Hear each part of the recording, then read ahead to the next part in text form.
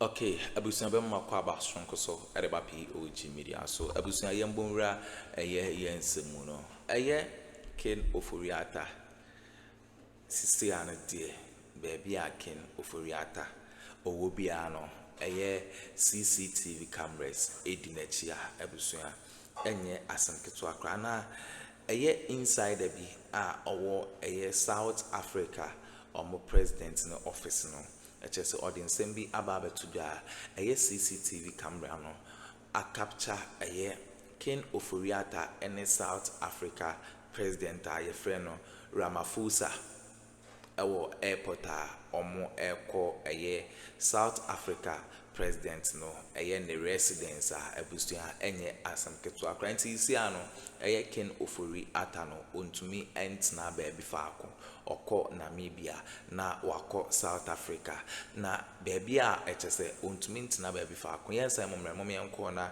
yenkonkoti ensema eko so Ramaphosa ne resident na isi ano CCTV camera a capture Ofori Atta enye asam keto akra yensa momremo yenko na yenkonkoti na asa na bekono owo ensem kan bi afahye your comment section like na share ma for so ensa entumi enka bi aha POG Media so madam ase oye fugitive ya hwehwe no so ya bema ayeye pehunu ona hoto 92.3 FM papa ni Britain oni US oni message or South African because onim say Britain US Trump will bring you back.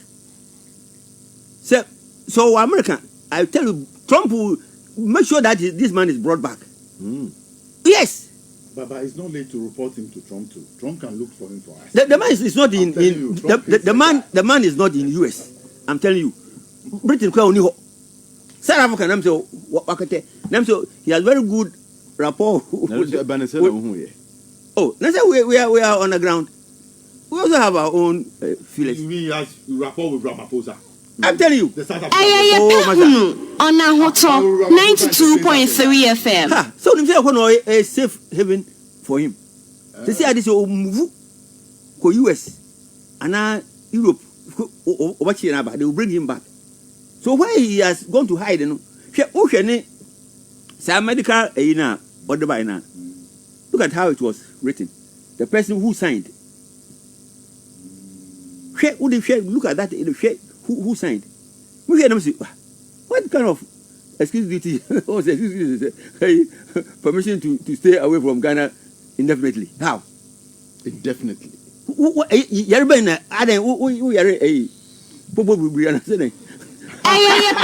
Of Ghana. So this one is what generated some conversation on across the week when this came up. In fact, reference has been made to this particular letter that was signed by Felix Akuffo Sudan on the 17th of December, that the transition team, both transition teams at the time, had met and a decision had been taken that as of 13th December 2024, the last-minute recruitment, payments, and such other actions should be cleared with the joint transition team. But then this letter said the NPP government at the time continued to recruit without recourse to the said agreement. I recall that the NPP transition team, that is the Nana Addo Akufo-Addo's transition team, came out to indicate that there was no such agreement reached. And so they have no idea of what the president-elect John Dramani Mahama's transition team was talking about. This morning, we'll have a brief conversation on this matter, and that will lead us to other issues here on Key Point. As always, welcome. We're live on 3FM 92.7, also on TV3 Ghana on Facebook, DSTV channel 279. We're all across the world on 3news.com, also on a number of radio stations across the country. Welcome to Key Point. As always, there are many ways that very interactive organization. Mary, good morning. Welcome. Good morning, Fred. Okay. Let me also acknowledge the presence of Godwin H.G. Tamaklo. He is the Director of Legal for the NDC and acting CEO of the National Petroleum Authority. Good morning. Welcome. Good morning, Alfred, and good morning to my co-panelists. Okay. Also, Martin Pebo is private legal practitioner. He's a member of the DEN Operation Recover All Loot preparatory team that has submitted its report, and the convener as well of the Committee demonstration. Martin Pebo, good morning. Welcome. Good morning. Morning, Mr. Kansi. Thank you. And it's good to be here. Ghana's #1 socio-political talk show, right? And let me quickly greet our fans on Facebook, right? Nimani, Salifu, Ganiu, Alhassan Ganiu, then there's Salifu, then Lebini, all of you. Of course, Zion Farms. Zion Farms is the chairman. You guys, we thank you very much for the support. And as usual, I want to greet Gamanche, Kentucky Teku Churu II, for his consistent efforts at trying to get justice in the Sicily Adapa matter. Gamanche, kudos and keep the good job. Yeah.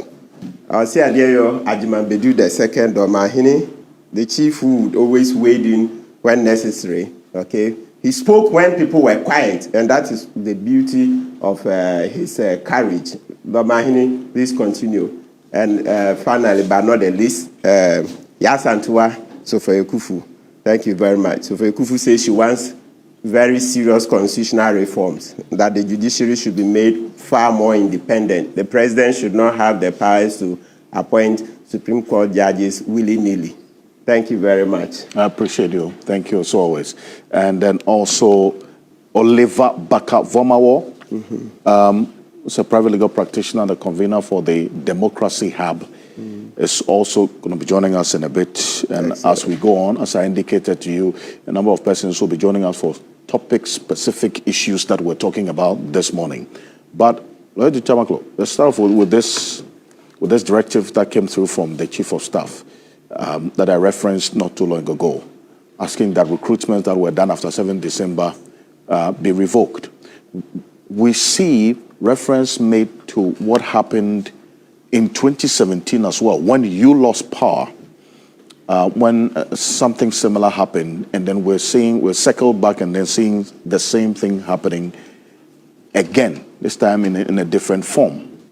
But then the fundamental question is, how can this vicious cycle be addressed, especially because of the people who are caught in this situation, having to have their employment status changed or cut off, maybe by no fault of theirs. What do you have to do going forward? Quickly. Okay. Once again, I'll just use this opportunity to say good morning to our cherished viewers, those online as well who watch this program religiously. So once again, good morning. I think that we all need to have something at the back of our mind. As we grow this democracy, we need to reform what has been the practice or the norm over the period.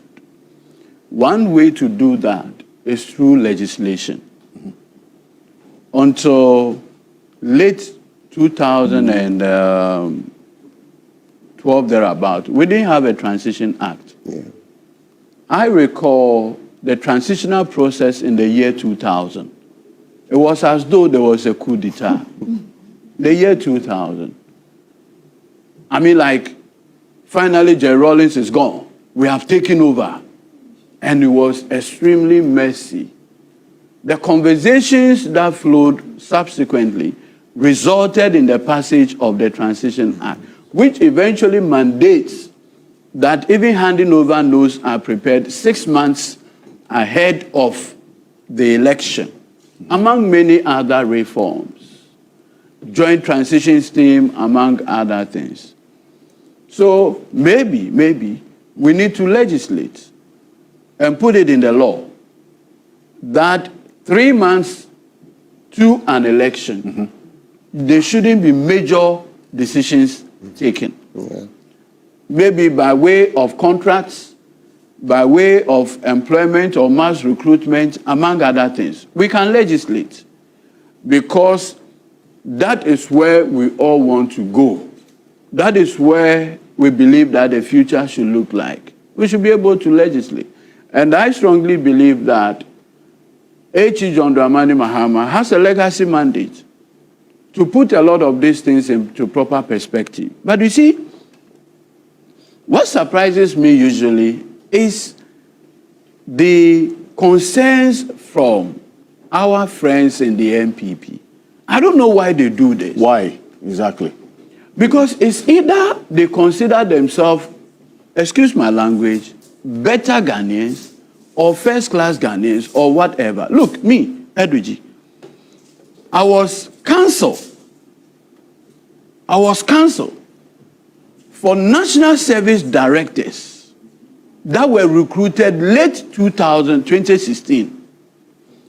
In fact, early February 2017, the then acting CEO for national service, now MP for Yagaba Kubori, the Honorable Yusuf, issued a statement withdrawing all the recruitments by way of the directors. Alfred, I approached the labor courts as lawyer for them. After 2-3 years, the court said the process did not comply with whatever and set aside the entire recruitment that was done. We felt our hope would be the court. We felt, having been appointed as directors, the only basis on which our appointment could be taken away is on the basis of just cause. As you know. Yes, in the Constitution. Just cause. We went to the High Court. I was the lawyer. I cross-examined the witnesses of the government then. At the end, the court said, nothing untoward has happened. It didn't end there. Again, I was lawyer for Dr. Anaba, now MP for Garu, who had been properly recruited as the director of Rich Hospital. I was his lawyer. The Minister of Health then, Kweku Ajiman Benu. One morning wrote a letter to him that he should go back to UDS, where he was a lecturer. He said, go back to UDS to do what? Because I went through recruitment interviews and everything and got this job. So on what basis should I go back to UDS? Again, as lawyer for him, I went to the Human Rights Court. After 2 years, the judge said, the minister reserved the right to do this. That's what the judge said? Yes. Okay. I have the judgments. I said, I was the lawyer on record. I went through all the processes. The judge said, in fact, may he so rest in peace. He was in Human Rights Court 2. Anthony Yeboah. He said the minister has the right to ask him to go back. We said, look, we have moved on from UDS. We have taken on a new role. We went through ABCD procedures to get to this point. They just said, and at that time, it was a normal thing. I recall, look, how at that time, our friends in the MPP said, oh, we were just making noise. We don't know our left from right. I remember always telling them that tomorrow is pregnant. Yeah, you've consistently said it. Yes, that tomorrow is pregnant. Look, I have an elderly person who many years ago told me something. He said, time is not a friend of man. Time is not the friend of man. Look, I just want to read something. I think one of my very good friends, Asifwa. Well, in fact, there's a number of lawyers from the MPP who have asked persons Yeah, who have been affected by this directive. Let me just read this. To come to them. They're also going to go to court. This They is have served that December. notice. This is a post by my friend Vincent Eko Asifwa. And my relationship with Vincent is quite long because he was then the National Service Union president or so. And so there was an issue where there was a court case, and I got involved around 2015, thereabout. And this is what he said on his Facebook page, December 14, 2016, by which time the NDC has lost the election. And he says, quote, our attention, he labels it, wobbling appointment at National Service. Our attention has been drawn to some dying day sinister engagements of the Executive Director of National Service, the Acting Director, who is also alleged to have been meddled in financial blah, blah, blah, blah, is on appointment spree at the Secretariat. Most of these new appointments to district and regional director positions are being thrown at loyalists of the NDC in warring faction. While the common practice has been to engage the Public Service Commission in making this new appointment, it can be confirmed that the acting director disregarded part of this, which blah, blah, blah. Again, the position being filled were not properly advertised as prescribed by legal standards, among other things. On the basis of this, immediately the president was sworn in on the January 7, 2017. Barely a month, they issued the directive saying that all the recruitment as directors, regional directors made prior to or even after the election of December 7, 2016 should be withdrawn. And the letter from the Honorable Yusuf withdrawing the appointments made are matters of public record. And I'm saying that even when these things happen, we felt we could have consolation in the courts. After 2 years of legal banter or whatever, we were calmly told that whatever happened is normal. It didn't end there. So that I'll conclude on this. It didn't end there. President Akufo then appointed Nana Yaosaf-Mafo as senior minister. So he went for vetting as senior minister. And at the vetting, the NDC MPs on the appointment committee at that time asked him, what is government policy position on the recent recruitment? He was authoritative and categorical that the withdrawal of those appointments, there was nothing untoward about it. That is Nana Yaosaf-Mafo. I have heard the likes of Nana B and co saying that, oh, Osaf-Mafo said it, but they never implemented it. I mean, sometimes just pretend that the people you are speaking to are intelligent enough. Maybe on this table, we can all agree that going forward, in the Transition Act, it should also be amended to include the fact that maybe 3 months, 2 months, or a month into the election, such recruitment should be until a new president comes. But that level of hypocrisy, I think we should all be mindful about it.